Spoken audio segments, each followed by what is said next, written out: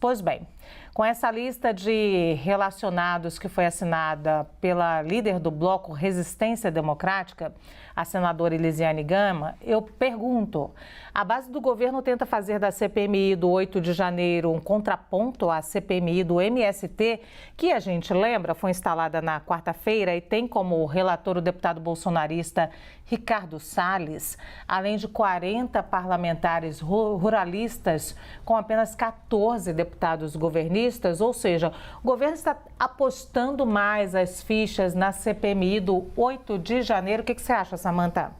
Bom, Lu, quando você fala no primeiro momento que o governo precisa de uma tropa de choque, eu sempre imagino que uma tropa de choque você precisa para se defender, né? No que a CPMI do 8 de janeiro traria de prejuízos para o governo? Se o governo nada deve, se o governo não foi omisso em relação aos atos de 8 de janeiro, ele não precisa de tropa de choque. Pelo contrário, ele simplesmente tem que deixar que a CPI investigue com liberdade, fazendo as quebras de sigilo que devem ser feitas, investigando. Quando me dá essa noção de tropa de choque, me parece que o governo está com medo de alguma coisa. Eu não sei no que também o governo teria medo da CPI do Movimento Sem Terra. Se não houve nenhum tipo de financiamento, se está tudo feito dentro da mais pura legalidade, não há nenhum problema se ela é ocupada por oposicionistas ou não. Quem está com a verdade não teme. Agora, eu acho que a CPI dos atos de 8 de janeiro é uma CPI que tem muito a investigar, tem muito a trazer e a esclarecer, e com uma finalidade que eu acho que interessa a todos, não tem nem conservadores nem liberais, que a gente traga uma investigação ampla para evitar que o desastre que aconteceu no 8 de janeiro venha se repetir ao longo da história. Eu acho que o maior prejuízo de 8 de janeiro foi para a democracia, foi para a sociedade brasileira, e a gente não pode admitir na nossa história que atos como esses venham a se repetir. Por isso eu vejo a importância dessa CPI para a gente esmiuçar e punir todos aqueles que foram responsáveis. Ô, Gabi, o governo está fazendo aí uma tropa de choque contra a CPI, no caso, do MST, e quem não deve não teme, como disse a Samantha em relação à CPI do MST?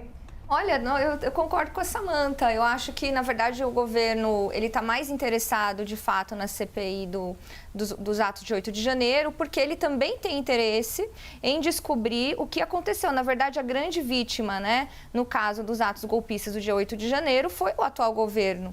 Então, é a oportunidade que ele vai ter de aprofundar as investigações, né? A gente viu, assim, uma reportagem até da Dani Lima aqui na CNN, em que ela diz que se descobrir, ela apurou que há algumas conversas do Anderson Torres com o Bolsonaro, enfim, com aliados dele, no sentido de até sequestrar o ministro do STF. Então, tem muita coisa que ainda não veio à tona. As ligações, né, dos quartéis ali, das reuniões nos quartéis, que eram um verdadeiro criadouro de terroristas. Se a gente for pensar que tentaram explodir ali um caminhão no aeroporto de Brasília, isso antes de 8 de janeiro, tentaram invadir os prédios da Polícia Federal, deixaram a cidade de Brasília totalmente sitiada, em estado de terror. Isso tudo ainda tem muita coisa para aparecer. Então, eu entendo que, obviamente, que o maior interesse do governo agora é focar onde há denúncias para serem realizadas, assim como foi na CPI da Covid. São os mesmos atores da CPI da Covid que estão sendo convocados para a CPI dos atos do 8 de janeiro, porque há interesse em desvendar quem são esses terroristas, quem são essas organizações criminosas que proliferaram muito com o apoio do governo do ex-presidente Jair Bolsonaro, né? Se inspiraram, inclusive, 8 de janeiro, a gente não pode esquecer que foi inspirado na invasão do Capitólio, né? E é muito essa ligação de Bolsonaro com Trump,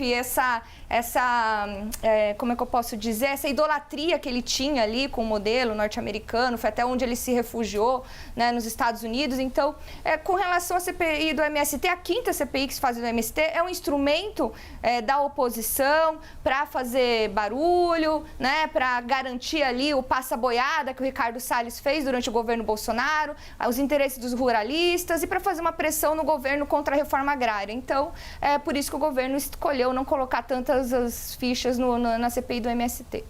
Muito bem, para esclarecimento, antes de passar para o Poit, a gente ainda não tem nenhuma prova concreta que leve Jair Bolsonaro ao ato de 8 de janeiro, a não ser um vídeo que ele publicou 2 dias depois do 8 de janeiro e ele responde por esse vídeo, mas nada foi linkado. Mas alguns aliados de Jair Bolsonaro, e aí sim, já nessa investigação do cartão de vacina que envolve Mário Cid, né, com quebra do sigilo ali de Mauro Cid, tem algumas pessoas muito próximas de Jair Bolsonaro falando, não nos atos em si, mas em golpe. Mas concretamente, só para a gente não confundir o nosso telespectador, porque eu gosto sempre de fazer isso, não existe uma prova. Poit. Lu, minha opinião, para mostrar imparcialidade, é a mesma preocupação que eu tive e falei, está registrado aqui na CNN, quando o governo, a oposição, disse que ia mandar a tropa de choque para a CPMI. E eu disse, gente, é uma preocupação que vai virar um circo. Se a oposição mandar uma tropa de choque para vestir peruca, para ficar xingando, levantando, causando confusão, não vai resolver, não vai, sabe, enfraquecer, vai deslegitimar e vai descredibilizar a oposição. Vale a mesma coisa para o governo. Vamos lá. Uma bela reportagem da Daniela Lima, né? Eu li lá o link, vi o vídeo dela divulgando sobre a Elisiane Gama, por exemplo. A Elisiane Gama ficou fortalecida de ficar ali provocando, cutucando, na verdade, acho que foi o senador Sérgio Moro que comentava na reportagem, sabe? Meio que causando. Causando para ficar provocando, para ver a confusão, sabe? Para ficar desestabilizando a atividade. A Daniela Lima falou na reportagem, durante uma iniciativa lá em um dos plenários, tem que puxar a reportagem da Dani aqui na CNN, deu o exemplo da Elisiane aqui, ó, no pé do Moro, sabe? Meio que fazendo algum tipo de provocação e desestabilizando. A gente pode puxar aqui na CNN. O Omar Aziz, presidente da CPI da Covid. CPI que eu defendi ser instalada, legítima, que tinha que investigar. Todo mundo lembra o jeito arrogante, com desrespeito a algumas mulheres que foi lá, para não dizer machista. E o Omar Aziz... Senador Omar Aziz, você Senador diz? Omar Aziz, o jeito que ele tratou as mulheres que foram lá no plenário foi um absurdo. Foi ele também que abriu para senadoras, só para registrar também, eu gosto de registrar tudo. Ele que abriu para senadoras que não tinham nem pelo regimento direito de estar participando da CPI da Covid e ele pediu para abrir para a participação de senadores. Então, mas ele só respeita quem pensa igual ele. As senadoras que ele abriu eram as senadoras que concordavam com o lado ideológico que ele estava. As mulheres da sociedade civil que não concordavam foram totalmente desrespeitadas. Isso foi muito bem claro e até debatido assim, Lu. O senador Omar Aziz, indiciado pela Polícia Federal. Só não foi preso porque tinha foro privilegiado. Foi preso 3 irmãos dele mais a esposa, gente. Então, essa é a tropa de choque. Então, liberdade já. Essa é a tropa de choque. Eu acho que isso não vai ajudar a desvendar a verdade. Então, a mesma preocupação, Lu, com a oposição. Vamos mandar a tropa de choque? Imagina, peruca, tal, aqueles negócios, não, vou te pegar. Não. O que é isso? Essa turma aqui eu acho que também não vai ajudar, né? Você acha que vai ser um conflito, então? Eu acho que vai ser só conflito. Sabe quando o Tardelli, a gente tem uma coisa em comum aqui, que os dois são corintianos. Fora outras, né? Tardelli. Gostam do mesmo estilo de música. Lembra quando o Corinthians ia para a Libertadores? Isso vale Palmeiras, Santos, São Paulo, todos os times. Rapaz, aquele outro time lá argentino normalmente é catimbeiro, você tem que tomar cuidado porque provoca, não sei o quê. Imagina virar um jogo desse aí na CPI. Um provocando o outro, jogando casca de banana pro outro. Vai dar ruim e a gente não vai descobrir a verdade, Lu. É uma análise do que realmente pode acontecer, né, Tardelli? Eu acho que a grande dificuldade da CPMI vai ser provar que o Bolsonaro é o mentor intelectual de alguma coisa. Eu acho que isso é uma dificuldade assim gigantesca para quem passou 4 anos mostrando que o intelecto não é exatamente a sua maior virtude, né? Eu falo isso como ironia, mas eu digo porque o 8 de janeiro foi alguma coisa grotescamente planejada para a ruptura do Estado de Direito.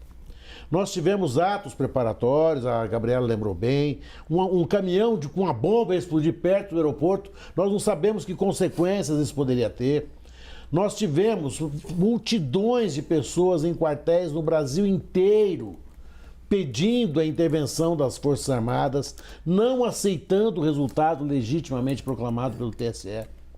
Nós tivemos uma minuta de um golpe que, por ser ridícula a minuta de um golpe, mas foi encontrada a minuta do decreto que legitimaria o golpe, única minuta na casa de Anderson Torres, o único. Não achamos minuta em lugar nenhum.